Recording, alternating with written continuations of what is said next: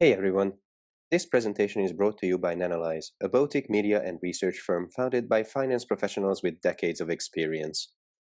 We share insights about disruptive technology investments in a language that is future-proof and easy to understand. There's an entire contingent of twats on Twitter who think the way to be a successful investor is to find one stock they like and then cram it down everyone's throats as if they're selling Amway products. If you criticize their sacred cow in the slightest way, they become unhinged.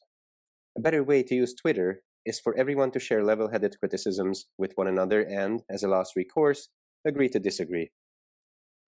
Today we're going to talk about a stock that some believe is the best way to invest in the geospatial intelligence thesis, Maxar Technologies Inc. According to Maxar, it provides 90% of the foundational geospatial intelligence used by the United States government for national security and keeping troops safe on the ground. Just over 2 years ago, we published an article titled Maxar Technologies, a risky new space stock, noting that their high margins in imaging would be a good place for the company to focus. Today, Maxar appears totally different as they've now divested their MDA division and are focused on two primary segments, Earth intelligence and space infrastructure, which make up 60% and 40% of the total revenues for the first 3 quarters of 2021, respectively. They've also made progress paying down debt, something that we were concerned about several years ago. We said, for Maxar Technologies, the internal uncertainty around the Geocom segment represents operational risk. The $3.1 billion in debt represents credit risk, even though they are hedging it with interest rate swaps. The heavy reliance on government contracts represents political risk, and the list of risks goes on. While some risks, such as debt load, are decreasing, others remain. Maxar's Earth intelligence segment receives 65% of its revenues from US federal government and agencies, though that number is down from the year prior by 12.5%. Governments have long been consumers of geospatial data, which has led to technological advancements which lead to more commercial use cases. The bull thesis would show Maxar successfully expanding their commercial Earth intelligence segment, which is highlighted in red.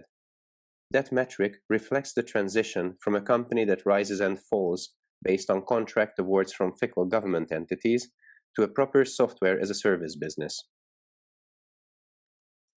Having the US government as a majority customer is a huge risk because they have the most leverage at the negotiating table.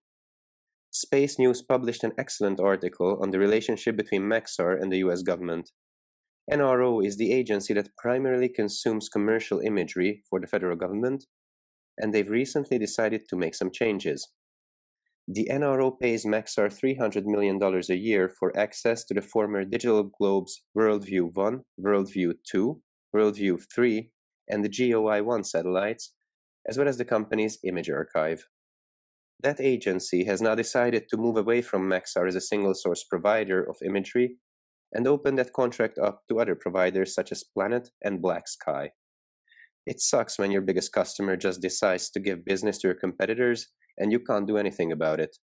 But will they increase spend so that Maxar gets the same amount of money?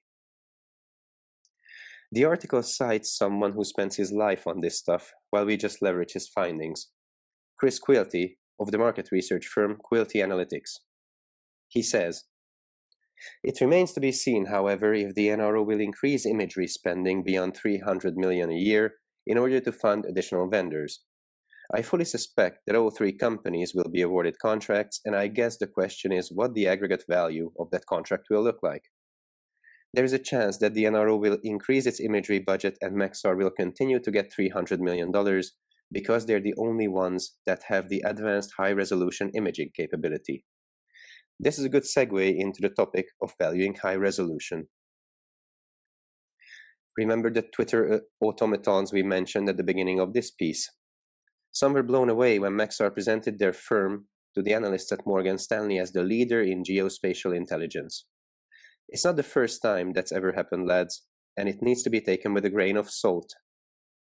Maxar's high-resolution satellites have a better resolution than anyone else, 30 centimeters or about 1 foot, and they can even get that down to 6 inches or 15 centimeters using machine learning algorithms.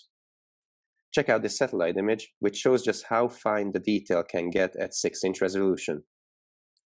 Their new $600 million constellation of Worldview Legion satellites will improve their capabilities even further, but the launch has been delayed until next year.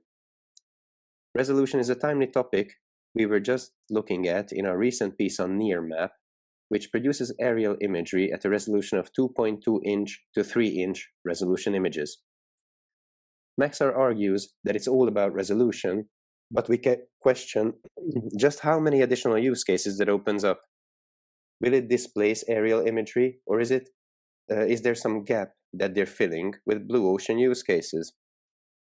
Likely, it's the US government that's pushing for better resolution and better technology, as they always have. Maxar launching a new constellation may just be the company keeping up with the demands of their biggest client. It's also worth noting that Maxar supplies Planet Labs with satellites, and the latter now has 21 satellites with 20-inch resolution. Just how much value does that 8-inch resolution advantage unlock? Now, should you buy Maxar Technologies stock? How long is a piece of string? Everyone will have their own viewpoint, some stronger than others, about the future prospects of Maxar. Whether Maxar is the leader in geospatial intelligence or Planet just depends on the criteria. Overall revenues would put Maxar as the leader, while total daily data collected puts Planet in the lead. Steve Jurvetson, partner at DFJ and previous board member of Planet, SpaceX, and Tesla, thinks that Planet is going to dominate based on the volume of data they're collecting. With a deep note to Planet Labs, Steve noted that the company manages 3 million images every year and images 10 times as much as every other commercial and public source combined. Once collected, that data is then mined for insights by AI algorithms. That data is then stored, providing a comprehensive historical dataset that no other competitor can match, at least when it comes to breadth. Let's pretend Maxar is the leader for the sake of this piece.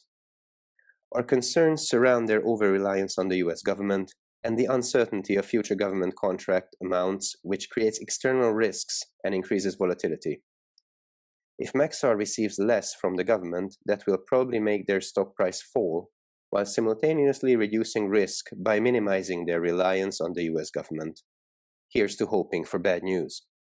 Then there's Maxar debt load, which sits at around $2 billion, down from $3.1 billion. Some of that debt was retired through the sale of their MDA subsidiary to a private equity firm for $765 million, and they issued shares this year to settle $300 million of notes due in 2023, of which $500 million still remains. Debt holders have covenants based on Maxar's EBITDA, so let's hope nothing unexpected happens to affect that. Should they manage through their debt problem and decrease reliance on the US government, we'd be keen to take another look. Lastly, it's worth mentioning that Planet Labs took a massive dump, falling more than 20% after an earnings report that seemed fairly normal, aside from the suspension of a large government contract due to the government takeover by an unsanctioned regime and a single satellite having some thruster problems. We've made some comments to Nanalyze premium annual subscribers about that, and we also sent an email to Planet's investor relations team because they don't appear to have filed a proper 10-Q to coincide with their earnings report. That didn't stop Wall Street analysts from pulling plenty of arbitrary price targets out of their asses, though. Like every other space stock out there, proceed with caution. Space as an investment thesis is so risky that even the leaders, however you define them, suffer from red flags such as customer concentration risk or excessive volatility due to manipulation. We're looking at you, Spire. Out of all the space specs we've looked at, only Rocket Lab, overvalued, and Planet, dumping like a turd, seem compelling if you can look past that whole spec thing. When the space company brings to the table too many red flags, we have to pass whether they're the leader or not. If Planet is to be believed, there's a $100 billion TAM waiting to be captured, then there's plenty of room for more than one leader. Thank you for listening. If you have any comments, we'd love to hear them in the comments section below.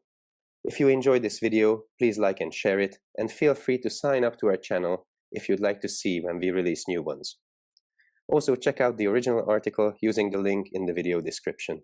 It was written as part of Nanalyze Premium, the definitive investment analytics service for disruptive tech investors. You can find more analytical articles like this on our website. Talk to you later.